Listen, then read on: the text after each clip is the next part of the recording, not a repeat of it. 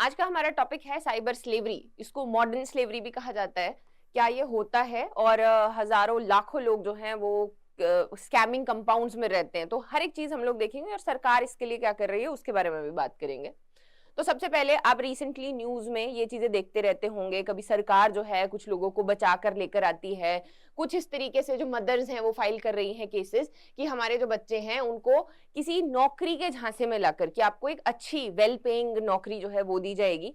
और जिन्होंने थोड़ा बहुत आईटी का जिनको एक्सपीरियंस है उनको यहाँ पर बुलाया जाता है, फिर उनको डिफरेंट कंट्रीज में यहाँ पर लेकर जाते हैं, जैसे कि लाओस, कंबोडिया, फिर आपका म्यांमार है, थाईलैंड है, और फिर वहां जाकर इनसे स्लेवरी करवाई जाती है, इनको वहां पर बंदी बनाकर रखा जाता है।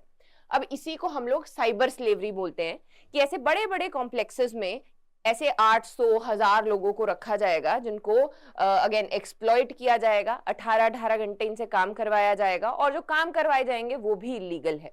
जैसे कि डिफरेंट फ्रॉड्स, क्रिप्टो करेंसी के, इन्वेस्टमेंट के, फिर आपके डिजिटल अरेस्ट स्कैम्स हो गए, डेटिंग और रोमांस, ये बहुत ज्यादा जिसको हम लोग पिग बुच्चरी भी कहते हैं। तो ये सारे स्कैम्स जो हैं इनके द्वारा सारा सारा दिन करवाए जाते हैं। तो इन विक्टिम्स को यहाँ पर बंदी बनाकर रखा जाता है, इसी को हम लोग साइबर स्लेवरी यहाँ पर कहते हैं। अब इसके जो एपी सेंटर है, जिसको हम लोग ओपियम में गोल्डन ट्रायंगल भी बोलते हैं, ड्रग्स में होता है ना, यहाँ जैसे आपका ये गोल्डन ट्रायंगल है, बस वही वाली कंट्रीज है इसमें भी। एक तरफ है म्यांमार, ये है कंबोडिया, थाईलैंड और लाओस। स्पेशली कंबोडिया जो है वो एक इसका मेन सेंटर बना हुआ है।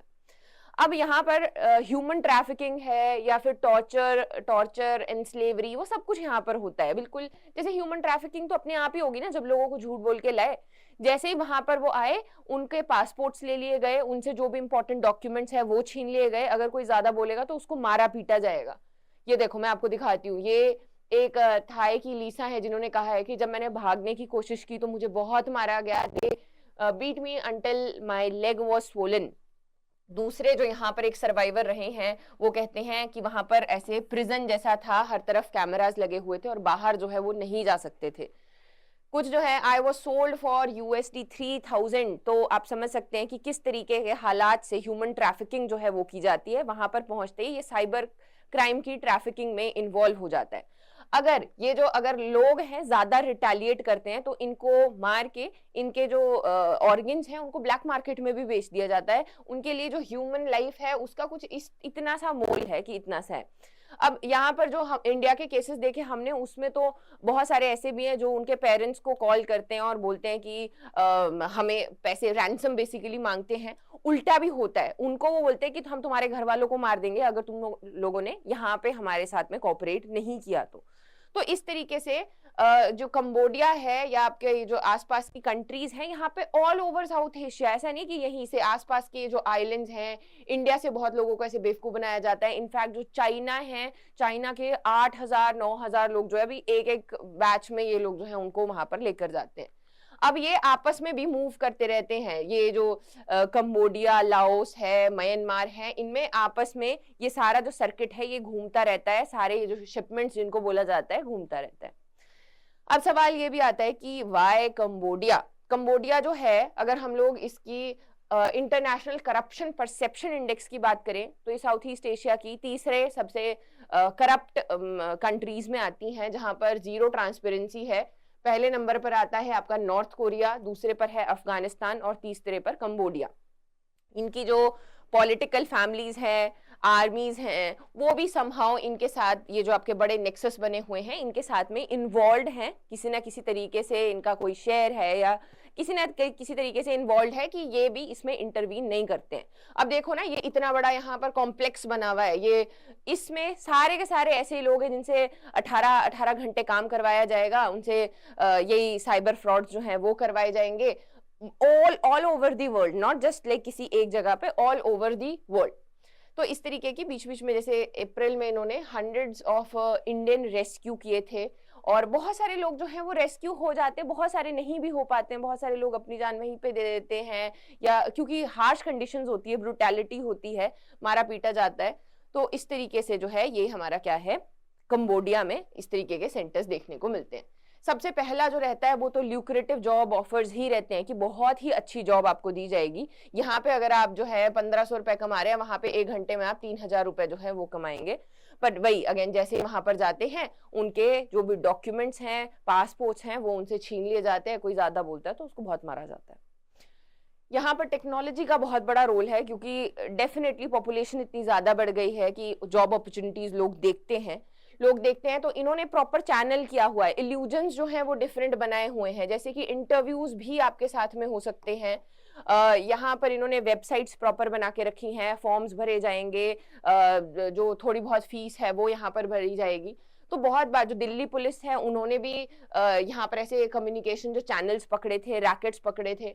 2021 में भी यहाँ पर इस तरीके का बेंगलुरु का एक बड़ा जो रैकेट है वो बस्ट किया गया था, जहां पर ये ह्यूमन ट्रैफिकिंग जो है की जा रही थी, ताकि उनको ऐसी कंट्रीज में ले जाकर वहां पर उनसे क्या करवाया जाए, ये जो आपके साइबर क्राइम ऑपरेशंस हैं ये यहाँ पर करवाए जाएं।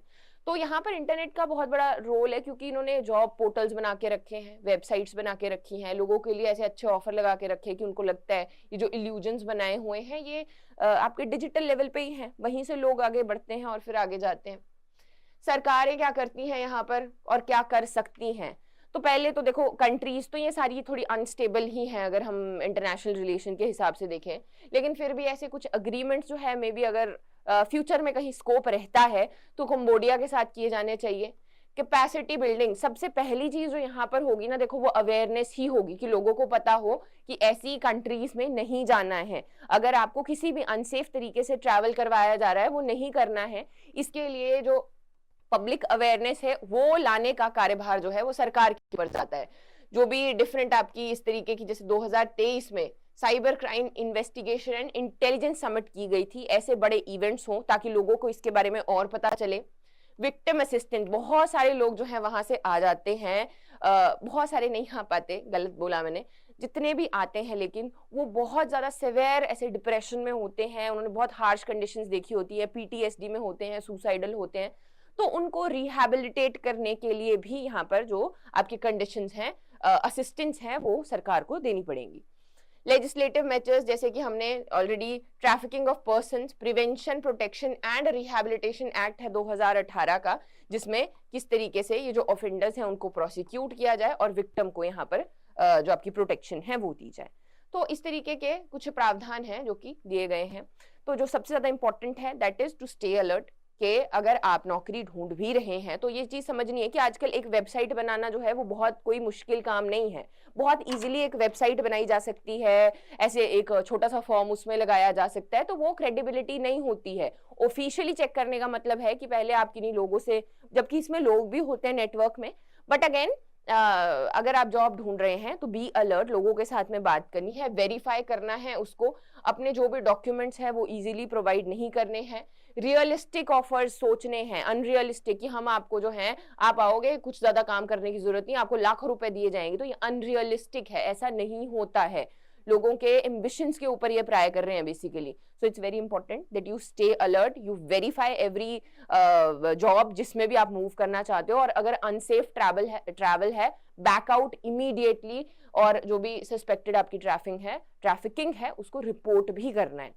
ठीक है, तो अपने फ्रेंड्स के साथ में भी उसको शेयर करना है ज्यादा से ज्यादा, बिकॉज देखो जॉब तो बच्चे ढूंढते ही हैं आजकल, it's very normal. Specially IT वालों को ढूंढ रहे हैं तो आईटी वालों की कमी भी मुझे लगता है इंडिया में है नहीं, लेकिन फिर भी एक अवेयरनेस होना कि ये जो आपकी कंट्रीज हैं कुछ एटलीस्ट यहाँ पे ना जाके कहीं और चले जाए, और भी तो कंट्रीज हैं ही। तो ऐसा करके जो है आपने अपने फ्रेंड्स के साथ भी शेयर करना है, खुद भी ये चीजें ध्यान में रखनी है। यूपीएससी में भी प्रोबेबली इसके ऊपर क्वेश्चन पूछा जा सकता है। Very important concept, cyber slavery, modern day slavery भी इसको बोला जाता है। Cyber crime trafficking, human trafficking इसमें इन्वॉल्व है, एक विशियस साइकिल बना हुआ है, और अल जजीरा है, उन्होंने बहुत अच्छे से इसको कवर किया था एक बार। तो उन्होंने ऐसे जो भी आपकी बड़ी बड़ी फैसिलिटीज हैं, ये देखो ऐसे कंपाउंड है, स्कैमिंग कंपाउंड्स बनाए हुए हैं, तो इस तरीके से इनको इन्होंने कवर किया था।